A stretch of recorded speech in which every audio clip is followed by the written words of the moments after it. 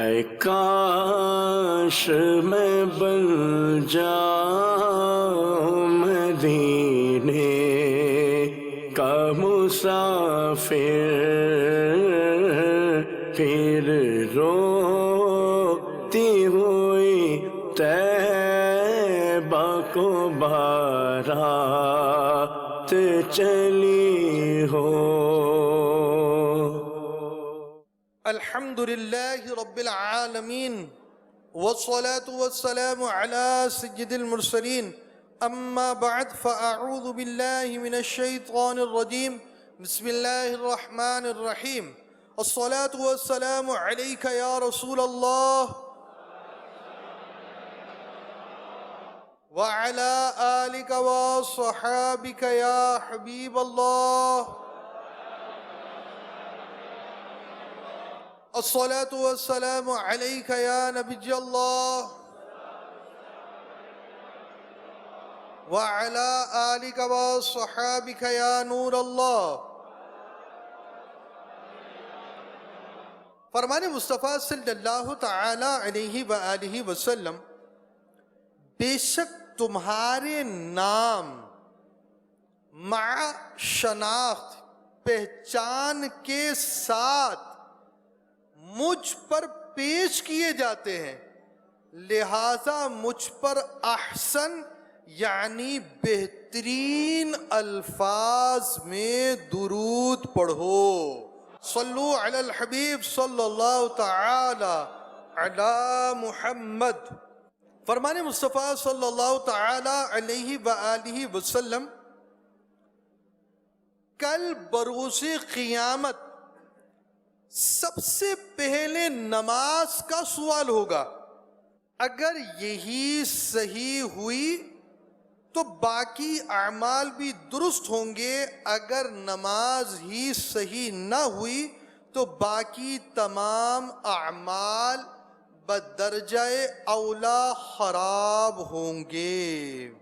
ساری عبادتوں میں عبادت نماز ہے، اے مومنو یہ دین کی دولت نماز ہے۔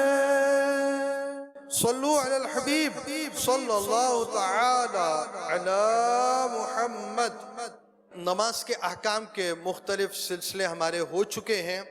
دعوت اسلامی کی ویب سائٹ www.dawatislami.net پر اس کے ڈپارٹس شعبہ جات میں فرض علوم میں اور فرض علوم میں کیٹیگری وائز 3 ایجرز میں آپ یہ سلسلے دیکھ سکتے ہیں۔ مسافر کی نماز کا سلسلہ جاری ہے اور ہم اس کے چند سلسلے کر چکے ہیں۔ مسافر نے دوران سفر کس طرح نماز پڑھنی ہے اس موضوع پر آج بیان کریں گے۔ قبلہ رخ معلوم نہ ہو تو نماز کیسے پڑھیں؟ سفر کر رہے ہیں، قبلہ رخ معلوم نہیں ہے، پہلے ہم قبلے کی تعیین کی طرف، قبلہ رخ کیا ہوگا، اس طرف کس طرح کھڑے ہوں گے، اس معاملے میں ہم کچھ مدری پھول حاصل کرتے ہیں، پھر کہاں کیسے نماز پڑھنی ہے اس طرف جائیں گے۔ بہار شریعت جلد اول والیوم نمبر 1 پیج نمبر 489۔ اگر کسی شخص کو کسی جگہ قبلے کی شناخت نہ ہو، ایسی جگہ پر آپ پہنچے کہ آپ قبلے کی شناخت نہیں کر پاتے۔ نمبر 2، نہ کوئی ایسا مسلمان ہے جو بتا دے کہ قبلہ کہاں پر ہے، نہ وہاں مسجد محراب ہیں۔ محراب جو ہوتی ہے جو آگے تھوڑا سا منہ بنا ہوا ہے، نکلا ہوا ہے عمارت کا، یہ آپ کی محراب ہے۔ نہ چاند سورج ستارے نکلے ہوں یا ہوں مگر اس کو اتنا علم نہیں کہ ان سے معلوم کر سکے۔ چاند سے معلوم کرنا تو ایک کام ہے، وہ رہا آپ کا معاملہ سورج سے معلوم کرنا۔ سورج کہاں غروب ہوتا ہے؟ مغرب میں۔ جو غروب کی جگہ وہی ویسٹ ہے، وہی مغرب ہے۔ سورج جہاں غروب ہو رہا ہے وہ ممالک جن کے مغرب کی طرف کعبۃ اللہ المشرفہ ہے، وہ کعبۃ اللہ شریف سے مشرق کی طرف ہے، تو ان کے لیے سورج جو غروب ہو رہا ہے وہ علامت ہوتی ہے، بھائی یہاں غروب ہو رہا ہے، یہی قبلہ ہوگا۔ ہاں، سورج کی ایک چال ہے، سورج جو ہے اگر وہ گھومتا ہے، سورج کے گھومنے کی چالیں ہوتی ہیں، سورج اپنا خط استوا نہیں چھوڑتا، سینٹر آف ارتھ نہیں چھوڑتا، اور وہ 90 ڈگری کے اینگل پر رہے گا سینٹر آف ارتھ سے، زمین کی درمیان سے، جیسے سری لنکا وغیرہ ہے، یہ ایسے ممالک ہوتے ہیں جو خط استوا کے قریب ہے۔ سری لنکا، یہاں کا کیا معاملہ ہوگا؟ یہاں پورے سال، تقریباً پورے سال 5 نمازوں کا وقت ایک ہی رہے گا، کہ سورج 90 ڈگری کا اینگل ان جگہوں سے نہیں چھوڑتا۔ اچھا، سورج ایک چال سے چلتا ہے، چال سے چلتا ہے، کچھ جیسے گرمی ہوتی ہے، سردی ہوتی ہے، کبھی وہ آپ سے دور ہوتا ہے، کبھی قریب ہوتا ہے، اس کی ڈگریز ہیں وہ کس طرح چلتا ہے۔ تو اس ڈگریز کے چلنے سے، یعنی ایک تو وہ گول گھوم رہا ہے، لیکن اس کے گھومنے کا کبھی سفر آگے کی طرف ہوتا ہے، کبھی اس کے گھومنے کا سفر پیچھے کی طرف آ رہا ہوتا ہے، اور یہ توقیت سے جو وابستہ افراد ہیں وہ جانتے ہیں۔ بہرحال، تو کبھی دن بڑے کبھی چھوٹے، یہاں 6 ماہ رات ہو گئی، وہاں 6 ماہ دن ہو گئے، یہ سارے معاملات اس کی چالوں کی وجہ سے ہوتے ہیں۔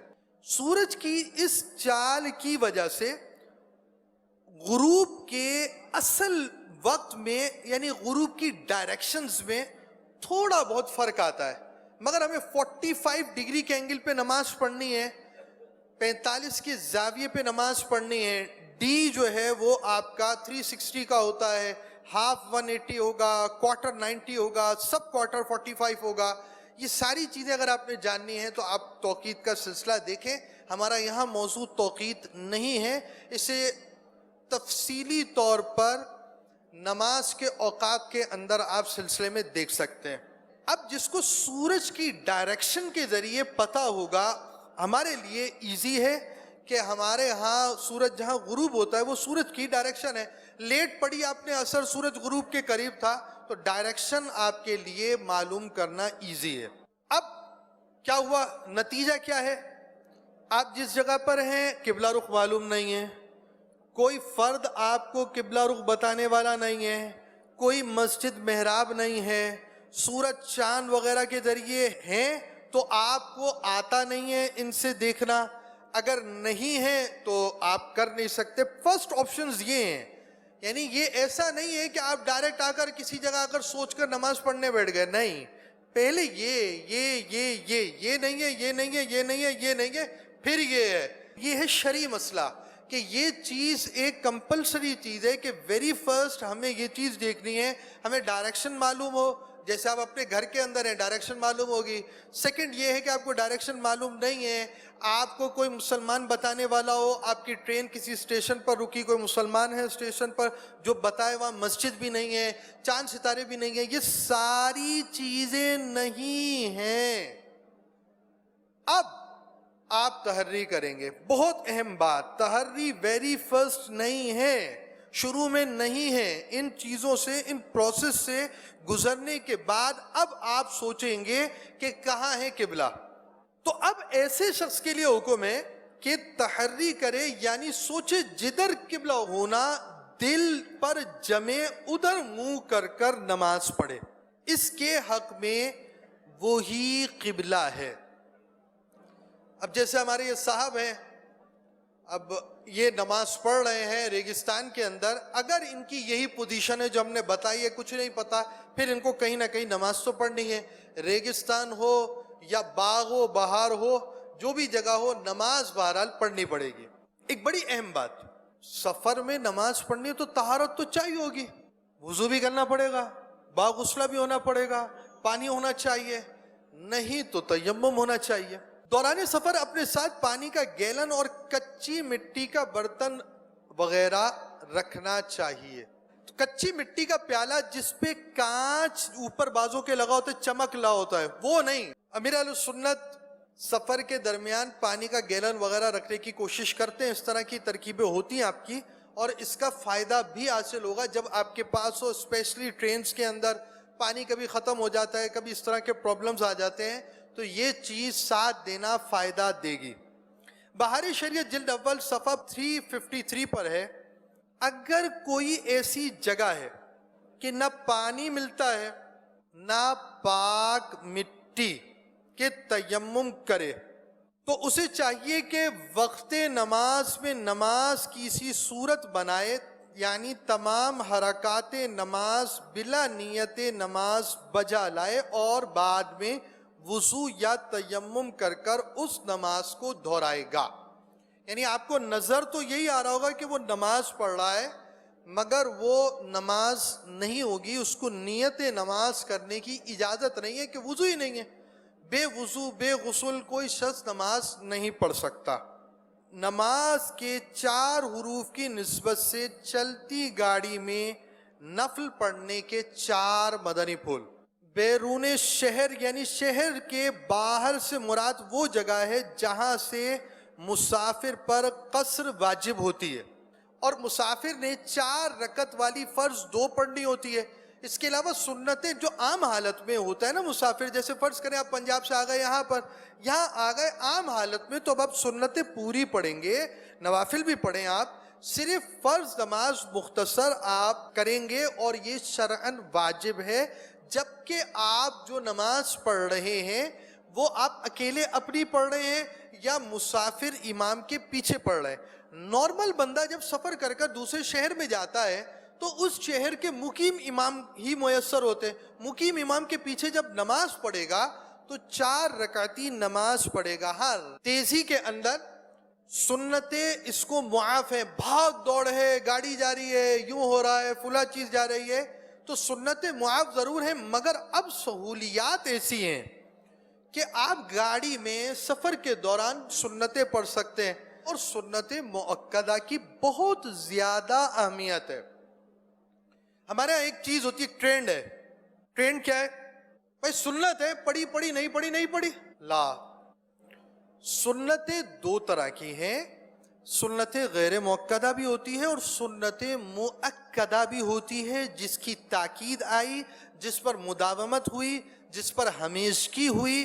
پیارے آقا علیہ الصلوۃ والسلام نے جس پہ ہمیشگی اختیار فرمائی، تاکید ہو جس کی۔ سنت مؤکدہ جو ہوتی ہے اس کا 1 آدھ مرتبہ چھوڑنا، 1 آدھ مرتبہ بلا اجازت شرعی چھوڑنا بھی اساءت ہے، قابل ملامت ہے، قابل عقاب ہے، یعنی ڈانٹ ڈبٹ کے قابل ہے۔ ارے سنت مؤکدہ چھوڑ دیا آپ نے، یعنی وہ شخص اس سزا کے، اس بات کے لائق ہے کہ اسے ڈانٹا جائے۔ اچھا ڈانٹنا میں نے آپ نے نہیں ہے، اس کی ایک شرعی طور پر جو سزا بنتی ہے وہ ملامت کے قابل ہے۔ ہاں اگر وہ شخص بلا اجازت شرعی سنت مؤکدہ چھوڑنے کا عادی بن گیا تو گناہگار ہے، مستحق عذاب نار ہے، حقدار اس بات کا ہے کہ جہنم میں داخل کیا جائے۔ بہرحال سفر کے اندر جب روا روی ہے، بھاگم دوڑ ہے، جا رہے ہیں، گاڑیاں چھوٹ رہی ہیں، ایسی صورت ہو تو سنتیں پڑھنا لازم نہیں ہے، البتہ فجر کی سنتوں کا اہتمام کرنا ہوگا۔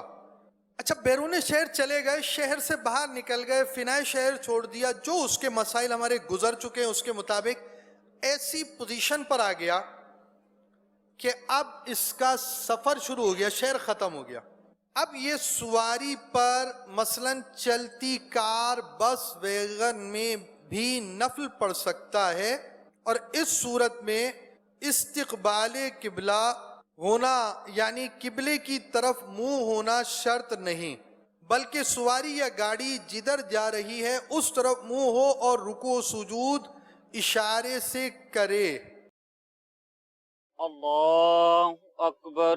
دیدار حق دکھائے گی اے بھائیوں نماز، دیدار حق دکھائے اللہ اکبر۔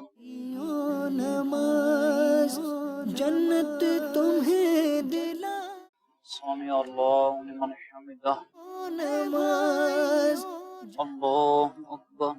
دلائے گی اے بھائیوں اللہ اکبر۔ اللہ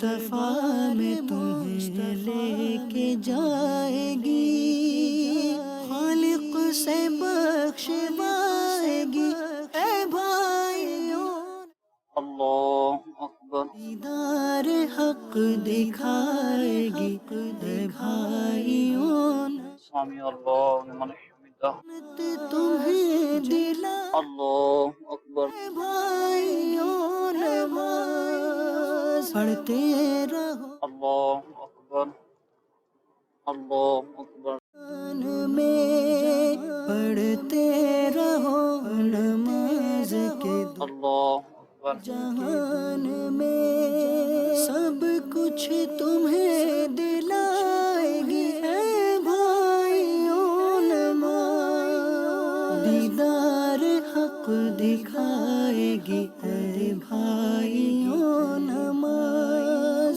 جنت تمہیں دلائے گی اے بھائیوں، نماز السلام علیکم ورحمۃ اللہ، السلام علیکم ورحمۃ اللہ۔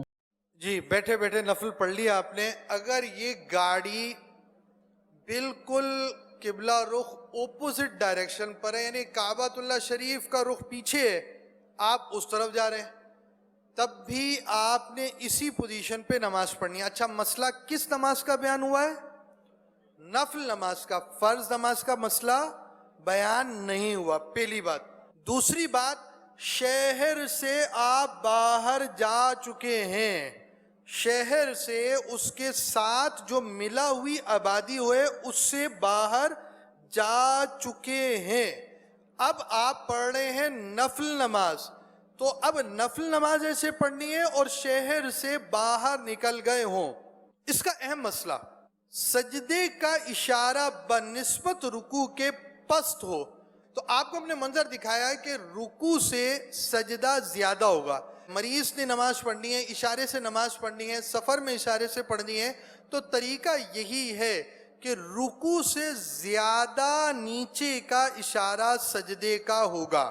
بات ہو رہی ہے نفل کی، پھر سمجھ لیجئے ہم بات نفل کی کر رہے ہیں۔ چلتی ٹرین وغیرہ ایسی سواری جس میں جگہ مل سکتی ہو، اس میں قبلہ رخ ہو کر قاعدے کے مطابق نوافل بھی پڑھنے ہوں گے۔